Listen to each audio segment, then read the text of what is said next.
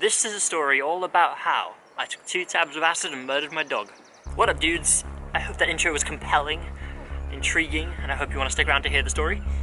This was a video I filmed 1 year ago today, on Valentine's Day 2016, so it's been on my mind for the past week. I think it's because it's been a year since it happened. This is an acid trip that I had. Back when I was going through my acid experimental phase where I would do a couple hits at a time, I was trying to raise the bar. I wanted to see how far my body could go without doing anything too ridiculous. So I would spend a weekend every 2 weeks on my own in some random nature spot, and I would do 300 micrograms because these tabs were 150 each. This happened exactly a year ago. Back when I wasn't uploading on this channel, I filmed this video with the intention of posting it, and it did not come out the way I wanted it to, so I was just going to bury the footage forever and not show anyone. But it's been on my mind, and yesterday I actually revisited the spot where I had this trip. It just felt right. It felt right that I should share it right now. I've also been getting comments saying, are all your videos going to be about drugs now? No, they're not all going to be about drugs. I just have a lot of stories that I want to share before I forget them. I've got lots of other ideas, but they're just a bit more long-winded. They take a bit more time and a bit more money, so I'm just figuring it out, and then I'll get some different kind of stuff on this channel to spice it up. But this is a story that I just really wanted to share right now. So this is the story about the time that I killed my dog. My dog Keaton, the dog that is now dead. I killed him, but it's not quite what you think. I'm going to be playing some of the clips that I have from that day and trying to fill in the gaps so it makes more sense. So this is how the journey started. Okay, now seems like the perfect time to start this. Whew, I sound weird. Hello, February 14th, it's like midday. I just had 2 tabs of acid and now I'm going for a walk. I've got my trip sitter here with me. Hey, trip sitter. That's my trippy bag. And I've got some shoes on so I don't hurt myself. They've been dissolving in my mouth from my house up until this point. I don't know where my house is. My house is like over there somewhere. We're trying to make it to the beach, or at least get close to it. I can already start feeling and seeing the effects. I'm listening to Spangle, and I had to stop listening so I could. Are you pooping? I'm trying to vlog. Look how sad he looks. Are you pooping? Yeah. I've been holding on to these 2 tabs for like a week now because I was gonna do them with my friend because she'd never done it before, and I said I'd do it with her, but she just wasn't feeling up for it, and I was like, okay, that's fine. You gotta be completely ready for it. So yeah, I've been holding on to these 2 tabs. My hair looks so silly. And then I just decided today was a good day. Beautiful day to do it. I had 2 dogs to choose from. My new dog or my old dog that I know better. I've never tripped with a new dog, so I've got the old dog. I've tripped with him before. He's licking the wall. Stop licking the Okay, I've left the house like 45 minutes ago, maybe half an hour ago, I don't know. Quick, but it is 2 tabs. Okay, I'll update again when I feel like it. So as you can tell by my mood, I'm a bit giggly. It's slowly kicking in, and I'm prepared for a really nice trip. I was gonna have a really nice day. I took the acid around 12, and then I had basically like 5 hours of sunlight to do whatever I wanted. But as it goes with trips, you never get what you're expecting, and it will show you what you need to see and not what you want to see. So I was going into it head first. I was like, I've done this plenty of times. At that point, I'd done 300 mics about 4 or 5 times. They'd all been pretty intense, but nothing quite like this one. This is still, by far, even a year later, this is the biggest, most intense trip I've ever had. I've never had visuals like this on acid before. I'm just gonna put a chart on the screen right here, just so you have if you've never done acid before, just so it gives you a bit of a clue as to what level I was on. This is a story from my past. I'm not trying to promote drugs. Psychedelics aren't toys. They're tools that should be used correctly, and if they aren't used correctly, things like this can happen. So the idea for the trip was we were gonna go from my house to the beach, which is about a 4 or 5 mile walk. We were on the right path for about half of it, but then when the acid started to kick in, I started listening to Spangle. Things got really out of hand, and I walked in a straight line for the next 3 hours. So we completely bypassed the beach. We just kept walking in a straight line. I had my dog Keaton, which is the oldest of my dogs. I picked him, as you heard in the video, because Jasper was new at that point. We'd only just had him, and he'd never been around someone tripping. I didn't want him to be there experiencing this for the first time, and I'm glad I picked Keaton because it was necessary for the trip. Everything happens for a reason. Continuing on. So it's just me and Keaton. Keaton's my trip sitter. It's important to have a trip sitter. It's important to have a human trip sitter. Don't have a dog trip sitter. They're not the best. They obviously can't say anything to get you out of a bad trip. All they can do is lick your hand and be next to you, which is what I needed. I needed him there. So we keep walking. It gets to about 2 or 3 p.m. I make it to this one little spot. This one little location. Oh yeah, along the way I started to disassociate. I started to forget who I was. Someone tried to ask me something about my dog. He was like, how old is your dog? And I remember going, nothing came out. I just made a weird noise. I was just so focused on getting to a safe spot. The spot that I had planned out was really beautiful, really safe, nice and green. I could have just laid there and nobody would have disturbed me. But instead, we ended up at this spot. I actually revisited it yesterday. So here's some clips from yesterday. I found the spot. I walked for a long time to find the spot. We walked for a long time, but I finally found it. It's in such a peculiar place. I don't know why I was drawn to this spot. So this spot has like a cattle grid. If you know what those are, it's just to stop like livestock from going across the road. It has a cattle grid, which is pretty deep. And my dog can't go across it. So we're like, okay, let's just sit here for a bit. In my bag, I had a bunch of snacks as a drink, had my camera, had my laptop, had a broken phone, and I think that was it. So my phone had died. I couldn't do anything about that. As you'll see in the clips, I ripped my bag open. I actually broke my bag, and that's why you haven't seen it since, because I broke it. That was the first time I broke it. I've broken it again since, and now it's not usable. But I broke the bag because I just ripped the zips open. I couldn't understand how to open a bag. The bag that I have is very trippy. Like all the patterns kind of swerve into each other. Pretty beautiful. It changes color and stuff. In the clips, you can see I'm just on the floor. I'm a bit of a mess. Everything's all over the place. My laptop's just on the road. When we sat there, I think it took about an hour or 2 hours. It took about the length of the sunset for me to completely have an ego death. The most intense ego death I've ever had. Okay, an ego death is a complete loss of subjective self-identity. I wasn't Jason anymore, I just dissolved, and it felt like a real death. So, an ego death feels like a real death. It feels like your body is physically dying. This is quite a common thing to happen on high doses of psychedelics, and I wasn't even on a high dose. I just got really unlucky. Or really lucky, who knows. This was also my best trip, so worst and best, it goes together, it has to happen. Acid trips last about 12 hours. This one lasted about 14. But they last about 12 hours. For the first part, the come up is pretty intense, but you're still you. And then as I was peaking, my body just rips apart. My legs break. Everything in my jaw breaks. So I'm lying on the ground in the road by this cattle grid thinking, I got hit by a car, I think, or a meteor, and I thought my legs were broken. I couldn't walk. So yeah, since that happened, that's when it got all messed up. And I was in that one spot, lying on the ground, in the road, for the next 6-7 hours. This is the part where my dog dies. So my legs are broken, my jaw is broken, I start not being able to talk properly. You can hear in the clips I'm like making weird noises. And then this is the part where my dog dies. So my dog's pretty old. My dog had arthritis, but we didn't know that he had anything else. In the trip, my dog's lying down. In the clips, you can see he's lying down happily. He's just chilling. Probably tired because I made him walk so far. But in the clips, he's just lying down. And to me, I thought I'd killed him. I thought I'd cut open his stomach, and as I was stroking him, there was blood all over me, and I could see his guts. And like, I've never seen anything that gory in a trip before, and I didn't understand it, and I immediately thought I'd done it, because who else would have cut my dog open? So my dog's not really reacting. He must have been just chilling there while I was stroking him, but to me, he was bleeding. There was blood everywhere. It was disgusting, and I thought people had seen me do it, so there was no way out of this. So I started freaking out. But again, I couldn't walk, so I just had to lie there, kind of sit there, not knowing what to do. My dog's dying. I'm broken. I didn't even know who I was. For probably the next hour, I'm there just mourning my dog on this random road in Wales. Mourning the death of my dog because I'd killed him. And obviously in real life, he was totally fine. He wasn't dead. So that's when things got like dark, because when you see blood in a trip, things go dark so easily. It doesn't take much for a trip to go south. A word could trigger it, a picture, a sound, anything. But blood especially could trigger a bad time on acid. Things get a bit blurry here. Well, not blurry. Everything that I saw in that trip is crystal clear. I remember it completely, but I don't remember which order it all happened. In these clips I'm going to show you next, there's this tree, this big tree, and it's obviously winter that time that I filmed it, and it's winter now, so it looks exactly the same as it did back then. So here's the tree. This tree was basically my cinema screen.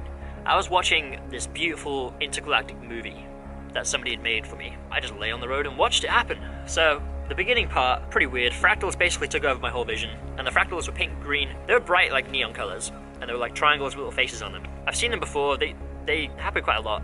I might be able to find like a similar picture. I'll put it on the screen right now. It's kind of like that, and it was covering my vision. I couldn't see. I was just lying there watching these fractals for a bit. I didn't have any music or anything because I couldn't work out how to use my laptop or anything like that. When you're tripping hard, technology becomes alien completely. Like the buttons and the language on it doesn't makes sense, it's just symbols. So here are some more clips of my ego death. Just warning you now, it's kind of disturbing. You might not want to watch it. If you don't want to watch it, skip to this part right here. It'll say on the screen, just skip to that. So these are all the clips of me having a live ego death. I'd never thought setting out I was going to capture something like this, but it's kind of beautiful that I did, because now I can show you guys what can happen if you take psychedelics.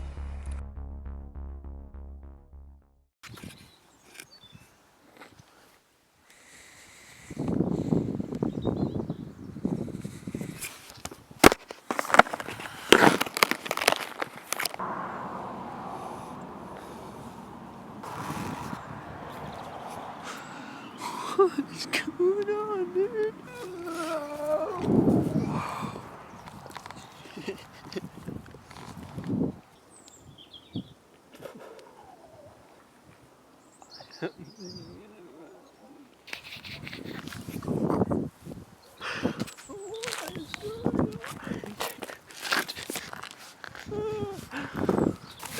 What is going on right now?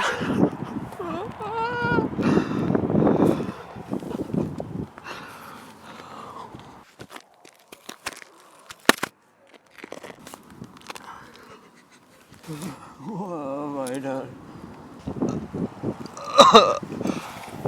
Teenage tripping. Agent balls. What's going on? I want to stop. I'm tripping. I'm tripping. Balls. Stop. Why am I tripping? Dude. What? Oh no.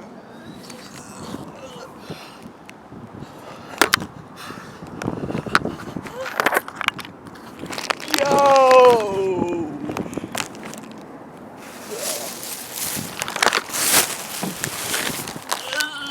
Stop! What's going on? Oh my gosh, it doesn't stop. It doesn't stop. So brilliant.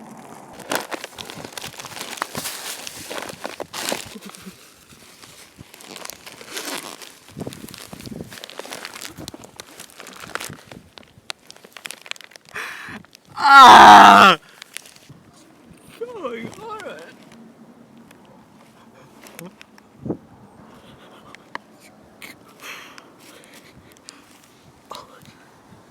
I don't know what's going on right now. I am tripping. Oh. I think I just uploaded the internet.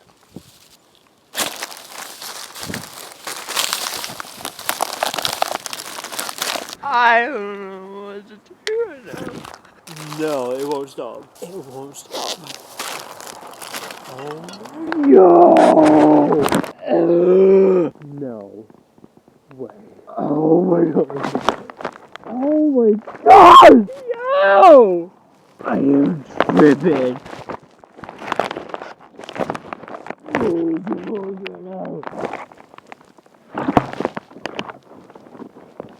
Oh my god.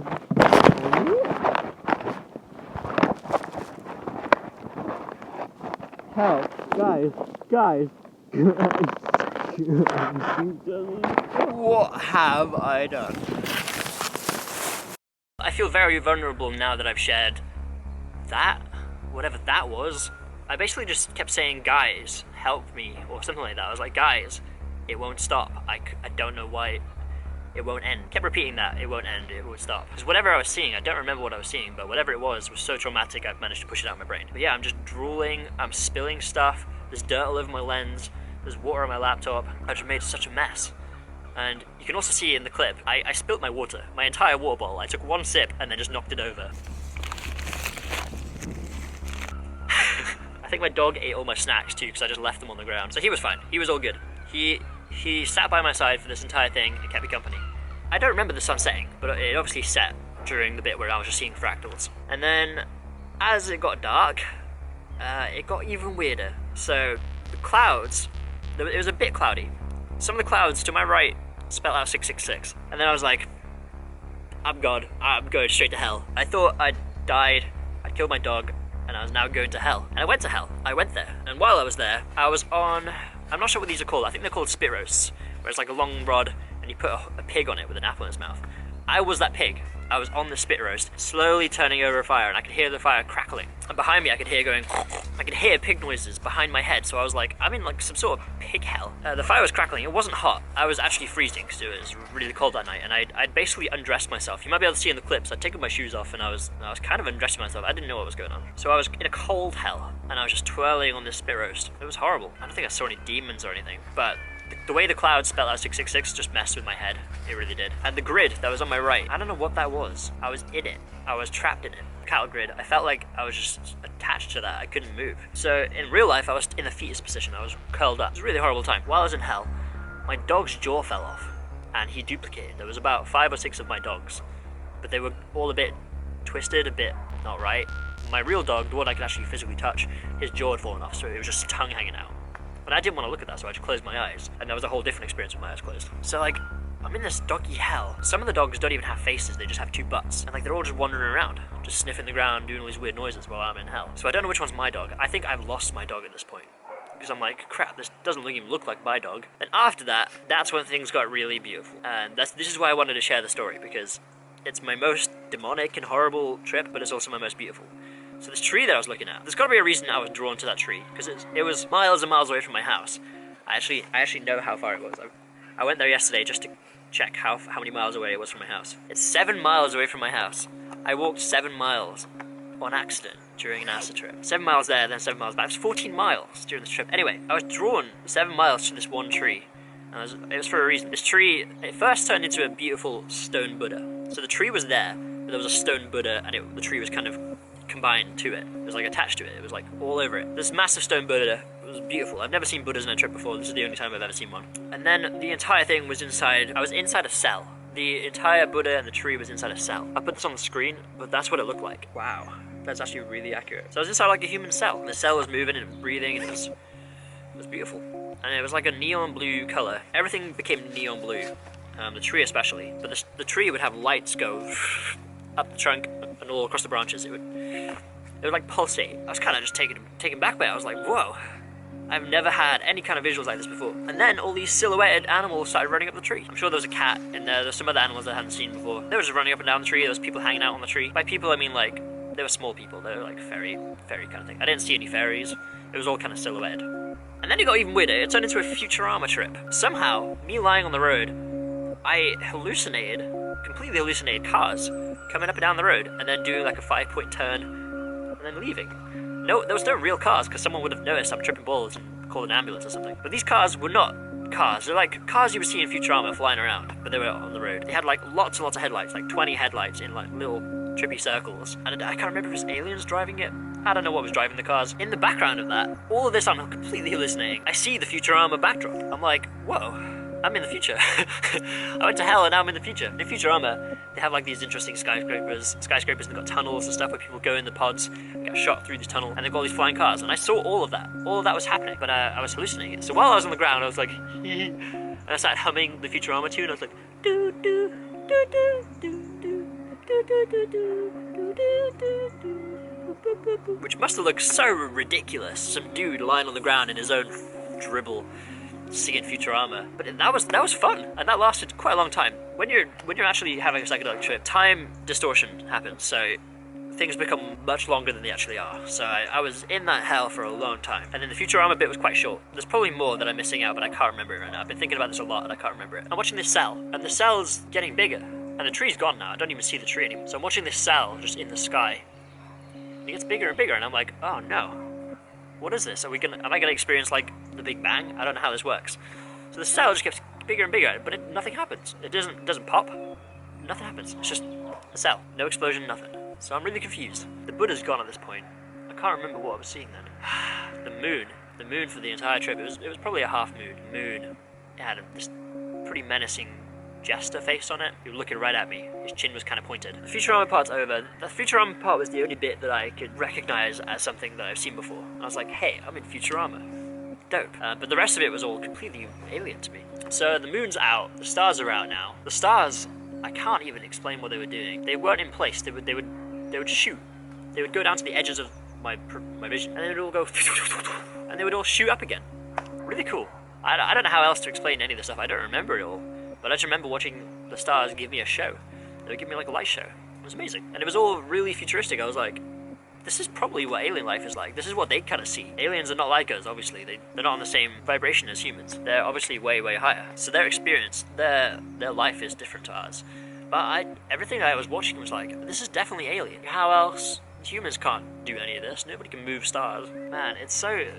Talking about trips is weird because it's like an experience that no one else is ever going to believe unless they see it themselves. Take it however you want. I mean, it's just a trip report. This is the craziest trip I've ever had. I wish I was better at explaining things and just better at storytelling, but I need practice. That's why I'm making these, so I can get better at storytelling. This is where I was sat. So after the light show, things started to calm down a bit. I think I went back into hell for a little bit, which is okay. I managed to like sing my way out of it. Because when you're having a trip, you can still speak, you can still sing. So I just go back to like childhood songs and I'm just singing them out loud. And that kind of helped me get me through it. And I also worked out that if I closed my eyes, the things that I was seeing, the physical things that were turning into other things, like my demon dog, they weren't there. So if I closed my eyes, it was a different experience. It wasn't very comfortable, but it was still different. And then that's kind of it. And then it's like, at this point, it's like 11 p.m. I have no idea what time it is. My phone won't work. I don't know where I am. And I managed to stand up. I get dressed, I put my stuff in my bag, my dog's still there, but it doesn't even look like my dog. I'm really confused at this point. I'm like, did I bump into somebody that had a similar dog to mine and we accidentally switched? Didn't make any sense. His face was all out of proportion. He just did not look like my dog. That kind of stuck with me until the next day, really. I didn't figure it out until the next day. I'm like very close to a farmhouse. All I could see was lights in the distance, and there's this giant pole with red lights on it, pretty close to me. And I know that pole, I recognize it. I know that if I look at that pole, turn 180 degrees, that's my home. I just gotta walk that direction. So I kind of knew where I was, but I still didn't realize, I didn't know if I was in a trip still, or if I was in real life. I could walk at this point, so I was kind of getting my senses back. I kind of worked out, okay, that was weird, let's go home. First thing I wanted to do was go to the nearest person, just to make sure they're real, just to kind of say something to them. So I go to this farmhouse, knock on the door, this really old man comes and he's like, oh, he's very Welsh, he's like, oh, I'm like, hey, do you know where my town is? He's like, yeah. He points me in the direction of my town. I say, sorry, I'm really lost. I don't think the words actually came out like that. They're probably like, oh, but he figured it out. So he points me in the direction of my house. So me and dog go on a little adventure. This is when I start to see signs to my house, and I'm like, oh, 6 miles? Whoa. My phone's dead. I can't call my parents. And at this point, my parents don't even know I do drugs, so I didn't want to put that on them.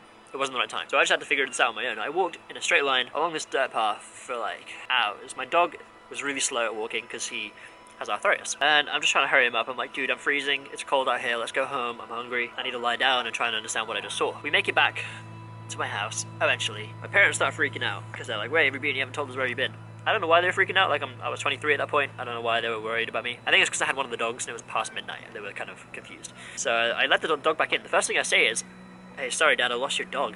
I don't know whose dog this is, but I lost Keaton. This was my first dumb move, because at that point my dad was like, just confused by it. Obviously it's not going to make any sense. It's like, oh yeah, Dad, I went to hell, and I brought back this dog. His jaw fell off. Sorry. Didn't make any sense. The other dogs recognized him as the real dog, so I was like, My parents had actually called the cops on me. They called the cops to try and find me, I guess, because they, for some reason, wanted to know where I was that bad. So first of all, if you're a parent, or if you're a friend of someone, don't call the cops on them. How are cops supposed to help? Cops have one job, and that's to arrest people. And nobody wants that. They didn't know I was on drugs. The cop didn't know I was on drugs. A cop comes to my house, and I'm like, dude, Dad, don't just let him make me go away. And the cop comes to my house just to check up on me, because they think I'm like suicidal or something. So I have to like make up the story like, oh yeah, I'm super depressed, worried about money, blah. So the cop thinks I'm suicidal, and he asked me a few questions, and I'm just sitting on the ground, not making eye contact with anybody at all, because my pupil is like huge. My entire eyeball is black. So this cop's asking me these stupid questions. He's like making sure I'm not going to kill myself. And then he goes away. Don't get cops involved if people are on drugs. That's not a good thing. Especially if they're tripping on a psychedelic. They can go into a really bad place. And it's just not smart. Don't get cops involved. Ever. In your life. Ever. I've never called the cops in my life ever, and I never will. Cops don't help. They make it worse. Okay. Rant over about cops. I go to my room, and I'm just in a dark room, just trying to lie there. And my parents are asking me questions, and I'm like, anyway, all clear. So a year passed, or just under a year, like 11 months have gone by now. Still the craziest trip I've ever had. That's the trip that made me understand how important trip sitters are. Because if a trip sitter was there, I could have gotten out of that easily. For some reason this experience comes back to my brain, I'm thinking about it. My dog died in real life in December, when I was out in the middle of California, miles and miles away from him. he just died. And we figured out what it was. He had 2 types of cancer. When he was at the vet, they had to cut open his stomach and find the cancer. So you might see where I'm going with this. So right, when I get the call my dog's died, I'm in the forest just having a nice time. And I'm like, okay, that's alright. He lived a long life. I looked after him well. The whole family looked after him, so okay, he's dead. I'm like kind of confused why I'm not sad. Like, I'm not sad at all. And then about a week goes past. I'm now back in LA, just sitting in the back of my car, and I'm like, whoa. Dude. Whoa. I realized that I mourned my dog. I watched my dog die right in front of me. And I mourned him. In real life, I mourned my dog die a year before it even happened. So when all the pieces kind of connected, I was like, holy crap. I watched my dog die. I didn't understand it at the time. It took me a year to understand it. He died for me first because he knew when he was gonna die. He knew that he was gonna die at a time that I wasn't around. Crazy, right? So I didn't kill my dog. This wasn't even clickbait. This was just a trip that I had where I thought I killed my dog and then dies for real. I'd already experienced it. I'd already seen the way he was gonna die. I think when my legs broke at the beginning of the trip, I think that was passing on the pain of my dog's legs, maybe. So my dog was lying down. He'd obviously been walking a lot. His arthritis was probably killing him. So it put that pain on me, I think. I might just be guessing stuff, but it would make sense. I was experiencing the pain that he was feeling. The detail, like, I saw his stomach open, blood and guts everywhere in my trip, and then find out that he's been cut open to find cancer inside. I've only told my sister this because she's the only person who's going to believe me, but now the entire internet knows. Like, how? Like, psychedelics aren't just wacky drugs. They show you stuff. Like, stuff that might not make sense for years, and then it will suddenly click. And this is one of the trips that clicked. So now I can finally have some closure on it, because I thought I was a terrible person and I was going to kill dogs. I don't know. But my dog died. I mourned him right there and then a year later he dies in real life. How flipping crazy. How crazy. If you enjoyed the story, please give it a thumbs up. That's my trip. Sorry the clips are pretty disturbing.